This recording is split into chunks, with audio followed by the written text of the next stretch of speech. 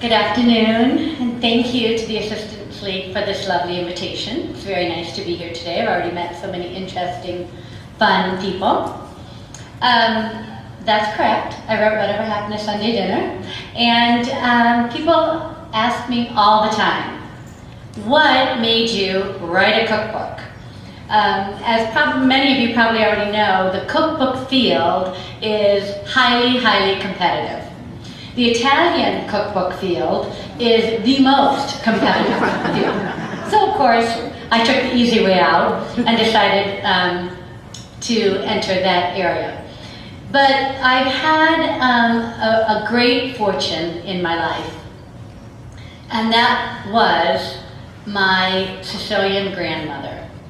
I am 100% Italian American. My grandparents were all from Italy. My father is a Neapolitan Italian, my mother is a Sicilian Italian, and my maternal grandmother taught me how to cook.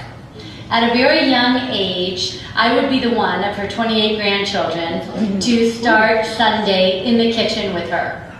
And I know all of my cousins now think, gosh, we should have gone in there and helped, right? They have my book. But no, too late, it's mine. And I loved the ritual of starting my Sunday with my grandmother. It was not just about the cooking. Of course, the end result is this fabulous Italian meal. Who doesn't like Italian food? No one, you can't. It's just something that you're born with. Everyone loves Italian, whether you're Italian or not. And I loved the ritual of starting my day in the kitchen with my grandmother because I learned so much from her. As I was telling one of the ladies earlier at my table, you know, women today, we're empowered, we have all these opportunities, we're sage, we're wise, we're very fortunate. But women of my grandmother's generation, in my opinion, had it all also, just in a different way. My grandmother was one of the wisest women I've ever met in my life. And she was not a highly educated woman. She didn't have the good fortune that I've had thanks to my parents in life, but she had something else, and that was the experience of life.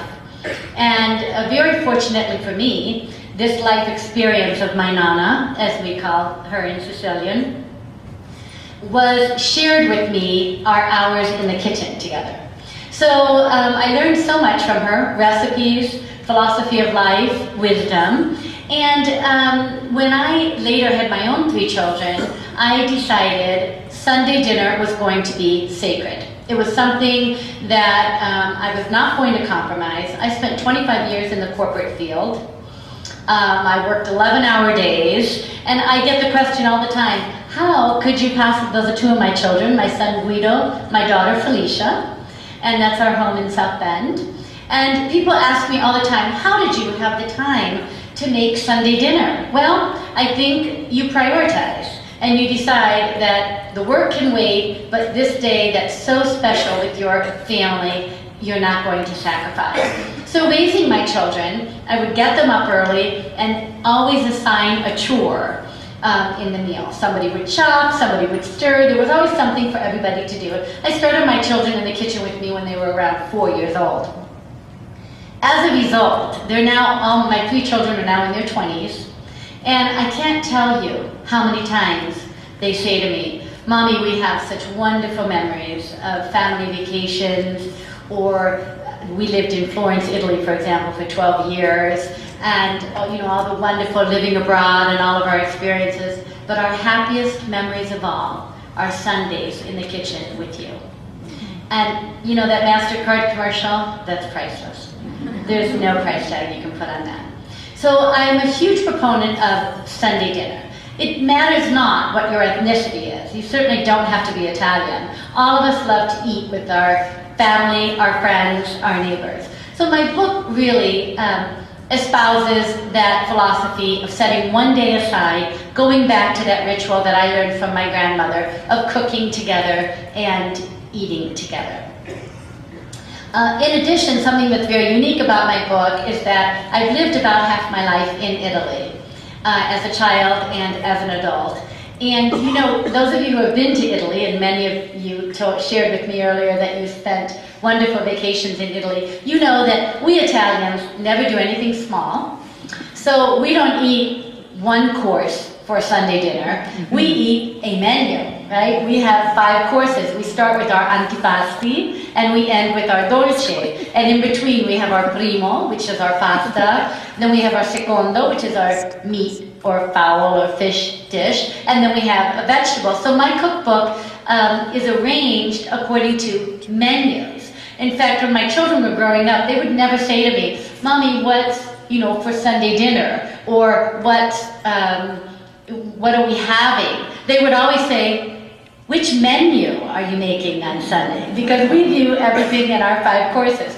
So the cookbook is very unique also because it's organized according to 52 menus. But this is very, very inherent in my culture and the way I cook and the way we eat. It makes Sunday dinner a long, wonderful, lazy, relaxed afternoon where you are almost forced to socialize with your family. That, let's face it, in this day and age, we just don't have time anymore to sit around and talk and cook together and talk about the things that happened last week and what's happening this coming week and so many things that are so important for our children. So my book was really sort of a return to what was important in my childhood and what was very, very important when I was raising my own children. People ask me all the time too, how did you come up with that title? Such a great title. So many buy the book because they love the title. And I have to give credit to my daughter for that, because when I decided that I would venture into the field of cookbook writing, I said, gosh, what am I going to call this? And everyone said, well, your book is going to be your menus, right? You're famous for your menus. I said, all right, I'll make it my menus. And so we started talking. My daughter and I were lamenting about the fact that people just don't eat Sunday dinner anymore. So many of her friends and my son's friends had never had a Sunday dinner with their family. So my daughter said, oh gosh, you have to talk about how important Sunday dinner is. And I said, that's so true. Whatever did happen to Sunday dinner? And my daughter said, that's it. That's the title, Whatever Happened to Sunday Dinner. And that's how we came up with it. So it's been a wonderful, wonderful adventure, a wonderful experience. I've so enjoyed sharing all the things my Nana taught me, our wonderful recipes from all over Italy, because I lived many years of my adult life in northern Italy. You have recipes in the book, menus from north to south, and I explain the regionality and the seasonality of each menu, because as many of you probably know, it's very important in Italian food, the regionality of the dish.